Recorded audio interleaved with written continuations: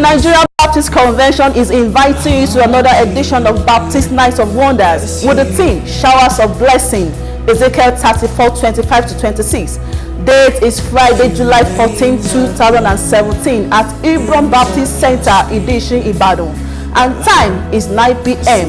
Ministering under the auction of the Holy Spirit is the President, Nigerian Baptist Convention, who is also the President, Christian Association of Nigeria, Reverend Dr. Samson Olashipo Ayokunle. And the guest ministers are Pastor Philip Adika and Omotola Sars. Free buses will be available at Mokola Roundabout, Songo Junction, Gate, Challenge Molete Baptist Church and BCJ Akpata. Come and experience God's touch as it will be pouring out His blessings upon His people, and your life shall never remain the same. Jesus is Lord.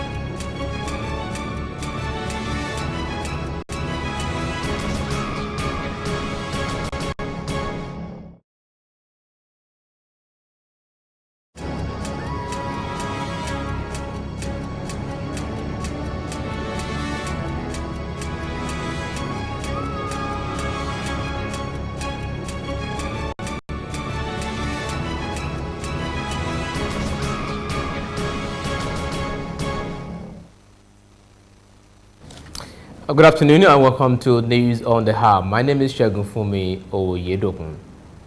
The Minister of State, Budget and National Planning, Ajia Zainab Ahmed, says that the Federal Executive Council will soon approve the policy framework for the social protection in the country. Ahmed disclosed these at the second-year commemorative event of the federal government under President Muhammadu Buhari in Abuja. The event was organized to showcase the achievements of the National Social Investment Program of the administration with the theme A Smile for Every Nigerian.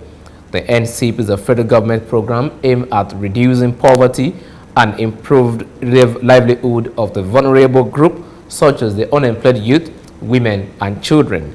Ahmed said that the ministry had finished the work and the draft policy was ready for approval to give the NCP a legal framework. The wife of the president, Mrs. Aisha Buhari, today left Nigeria for London, United Kingdom, to join her husband who has been on medical vacation since the 7th of May. According to a statement by a spokesperson, Bisi Olumide Ajayi, the president's wife thanked Nigerians who have been praying for her husband. She expressed her appreciation to the millions of Nigerians who have been praying for the quick and safe return of President Muhammadu Buhari. Mrs. Buhari's journey came 3 weeks after her husband embarked on his latest medication week. The special advisor to the President of Media Publicity, Mr. Femi Adesina, had announced shortly before President Muhammadu Buhari left the country that the duration of his stay in London would be determined by his doctor. Government activities were paralyzed in Cross River today following an indefinite strike embarked by the civil servants of the state to demand for the payment of their 5-year gratuity to retirees of the state civil service. The Nigerian Labour Congress (NLC) in the state called out the workers on strike after the government failed to respond to a 21-day ultimatum given to the state governor, Senator Ben Ayade, to pay retired civil servants their gratitude, which have been outstanding since the year 2012. Mr. John Osei, the chairman of NLC, in a statement said that the workers were left with no option than to embark on the strike to press home their demand that retirees need to be paid their gratuity, which is their right after they are retired from the state civil service.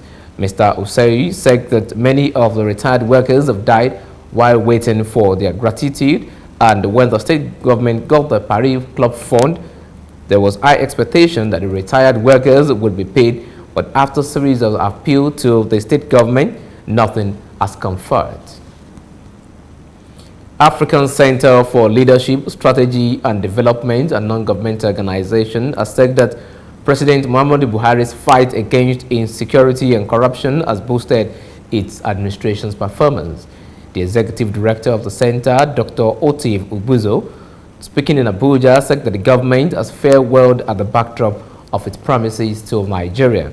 Ubuzo said that in other aspects of governance, the government performance was average, especially in the social-political, economy and technology. According to him, the major achievement is the whistleblowing policy, which has led to the discovery of much allegedly stolen funds.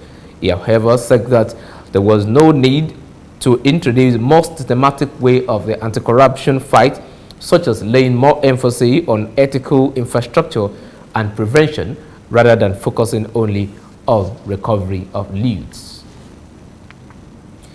The Plateau State government says that it has constructed 325 blocks of classrooms and recruited 4,800 primary school teachers across the 3 senatorial districts under the School Renewal Program (SRP) in the latest 2 years. Governor Simon Lalong made this known while presenting his scorecard to stakeholders at a town meeting to mark the Democracy Day in Jos. According to the governor, his administration has facilitated the established superb mini museum and art and craft gallery. The governor stated that Plateau Agency for Non-Formal Education has been repositioned and classes have resumed for all the adult education programs in the state within years under review.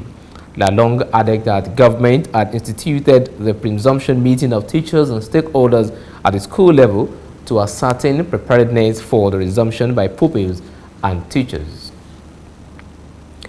Mr. Basi Uwe, a retired director of service, Akwa Ibom Water Company, Uro, today in Abuja, decried poor access to quality water in rural areas across the country.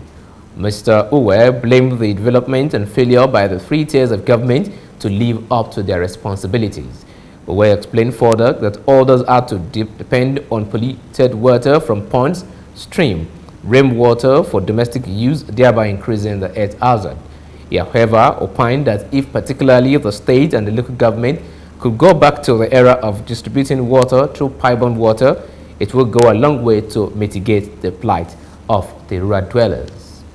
We'll take a short break. When we return, we'll have more stories. Stay with us.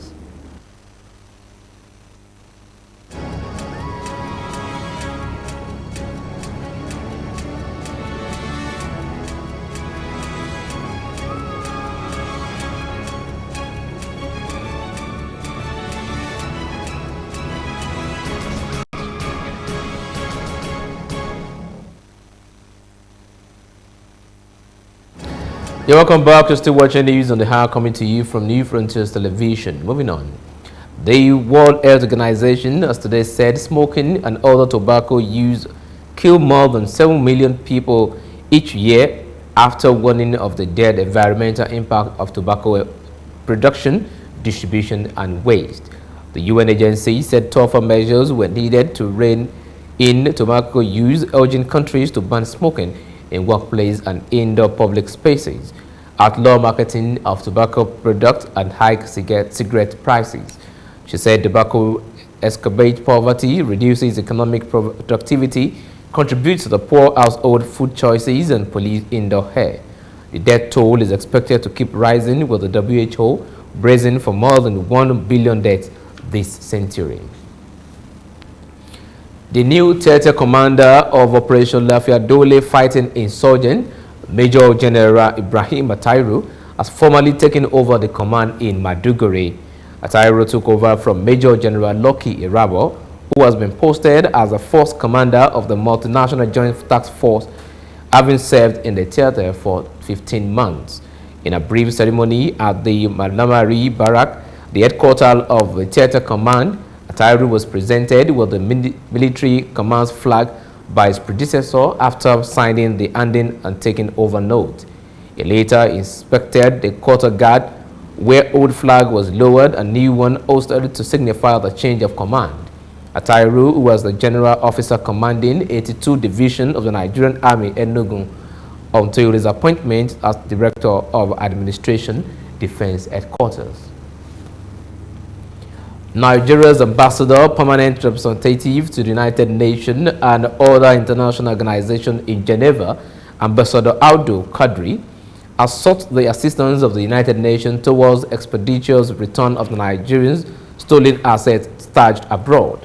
The spokesperson in the Ministry of Foreign Affairs, Clement Audu, today in a statement, said that Kadri made the call when he presented his credentials to the Director General of the UNOG, Mr. Michael Moller, in Geneva. Kadri specifically called on the United Nations Secretary General Antonio Guterres to facilitate the return of the Nigerian stolen funds. On the security challenges in the northeast occasioned by Boko Haram terrorists, Kadri told the Director General that Nigeria has made significant progress in the decimation of the capacity of the terrorist group. He also briefed the Director General on the recent 83 of the Chibok schoolgirls who were returned as an effort by the government of Nigeria. The Lagos State Traffic Management Authority, LATMA, has said that it has dismissed 20 of its personnel over corrupt practices. LATMA Head of Public Affairs, Dr. Mahmood Hassan, confirmed the dismissal of the men in Lagos. He said that the action was part of effort by the government to reposition, improve the agency so that it could continue to offer better services to the state. To him, all the dismissed officers have been directed to hand over all the government properties in their possession, including the staff identity card, to the agency's head of administration and human resources immediately. He also said 15 other officials were given letters of warning for minor misbehaviors.